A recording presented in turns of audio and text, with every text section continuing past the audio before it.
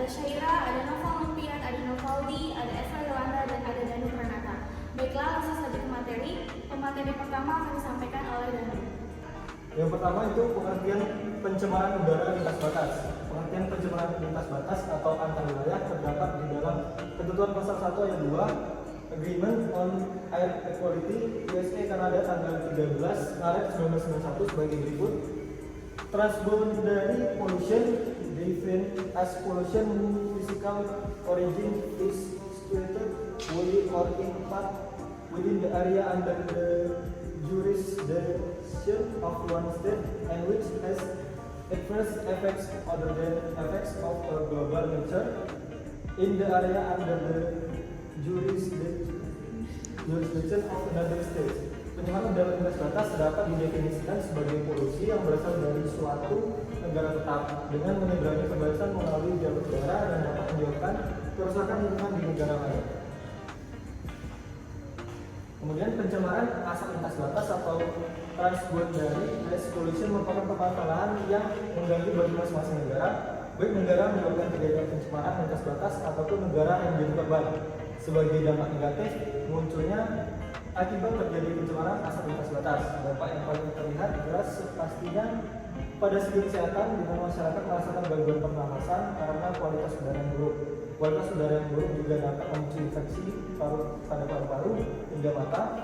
Kemudian selain pada segi kesehatan, pencemaran asap lintas batas juga berdampak pada segi ekonomi. Masyarakat tidak dapat melakukan aktivitas sehari-hari sehingga rantai perekonomian melambat atau bahkan terputus. Kegiatan belajar mengajar juga dihentikan akibat terjadinya pencemaran asap lintas batas. Selain berbagi dampak negatif di atas, dampak lain yang tidak kalah penting adalah hubungan diplomatik antara negara. Hubungan diplomatik merupakan hal krusial sebuah negara dengan negara lainnya. Jika hubungan tersebut rusak, akan berdampak besar pada pertumbuhan sebuah negara. Hukum lingkungan internasional telah mengatur mengenai pencemaran udara yang dimuat dalam perjanjian internasional sebagai berikut. A. Konferensi Stockholm atau United Nations Conference on the Human Environment. Konferensi ini menghasilkan dokumen-dokumen yaitu rencana tindak atau action plan untuk kebijakan lingkungan yang terdiri atas 109 rekomendasi. Pembentukan dana lingkungan hidup, pembentukan UN United Nations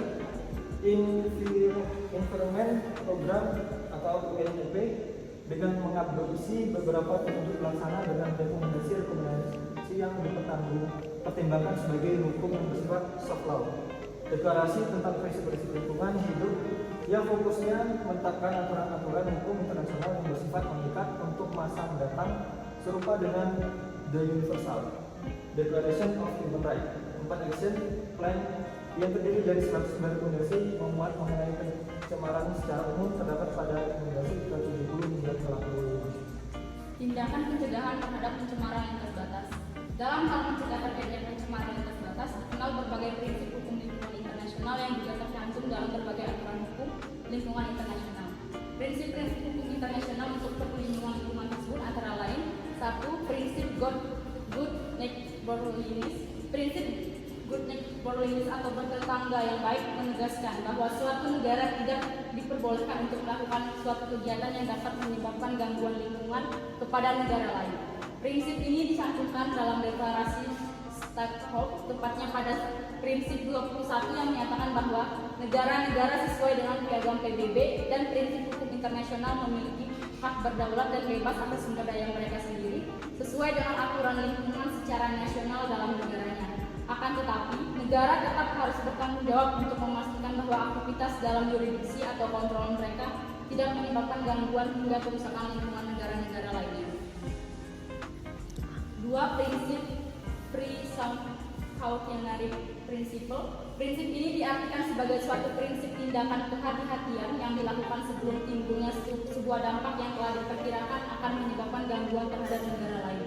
Dengan itu, maka sebuah negara dalam rangka menggunakan sumber daya alamnya harus berusaha untuk menghindari kemungkinan terjadinya kerusakan lingkungan. Hal tersebut dapat dilakukan dengan melakukan perencanaan yang baik dan matang dan bersifat looking forward, sehingga aktivitas yang kemungkinan memiliki potensi bahaya tidak dilakukan.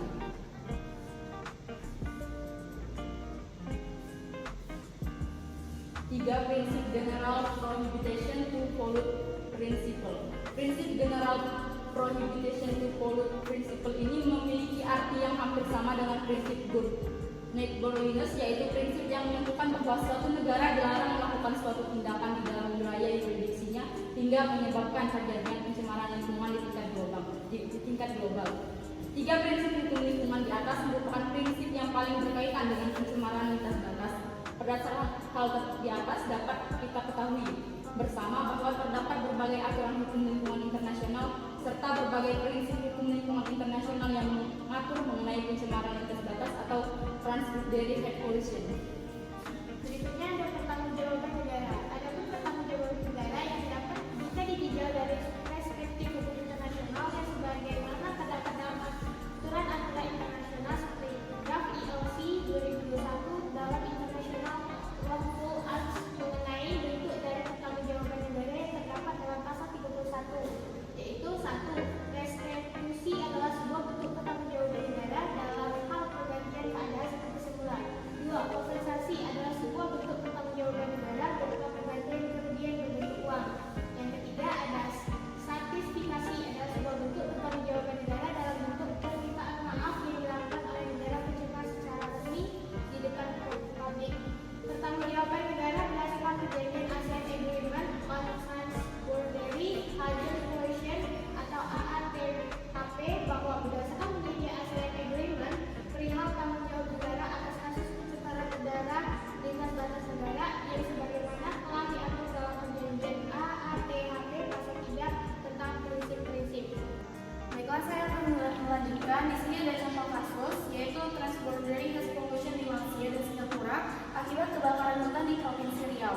Pada tahun 2019, Indonesia ini mengalami peristiwa kebakaran hutan yang mempunyai dampak besar bukan hanya kepada negara Indonesia, namun juga berimbas pada negara di sekitar wilayah kebakaran hutan.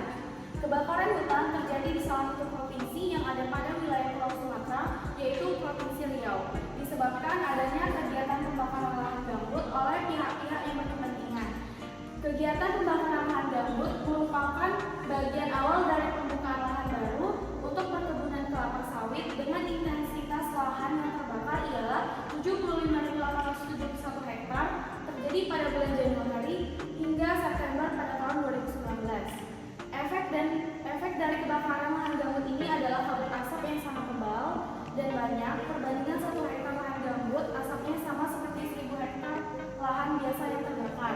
Kebakaran tersebut menimbulkan kerugian yang mana berdasarkan publikasi World Bank dengan judul Indonesia Economic Quarterly Reports yang menyebutkan kerugian Indonesia itu sepanjang 2019 mencapai 2 miliar USD atau setara dengan 72,95 triliun. Muhammad Asri melalui kutipan Buddha Bhakti dalam bukunya mengenai state responsibility menyatakan bahwa negara memiliki hak untuk menuntut ganti rugi atas pemulihan kerugian yang diderita oleh negara atau pihak yang dirugikan berdasarkan prinsip-prinsip dasar hukum internasional. Sehingga prinsip pertanggungjawaban negara sebagai salah satu prinsip utama dalam hukum internasional menitik beratkan pada kewajiban negara yang memberikan dampak pada negara lain untuk melakukan suatu reparasi atau ganti rugi kepada negara yang dirugikan dan mengembalikan kondisi negara yang bersangkutan seperti sedia kala. Pada ketentuan pasal 1 Draft International Law Commission atau ILC tentang pertanggungjawaban negara menyatakan bahwa setiap tindakan atau kelalaian yang dilakukan yang dilarang oleh hukum internasional membawakan tanggung jawab internasional bagi negara itu. Selain itu, pada prinsip ke-16 Deklarasi Rio tahun 1192 menjelaskan bahwa negara pencemar harus membayar biaya yang ditetapkan oleh otoritas yang berwenang atas segala kerugian yang terjadi akibat kerusakan lingkungan oleh tindakan yang dilakukan. Prinsip ini dikenal dengan sebutan polluter pays principle yang ditujukan pada prinsip ke-16 untuk meningkatkan swadaya biaya-biaya lingkungan.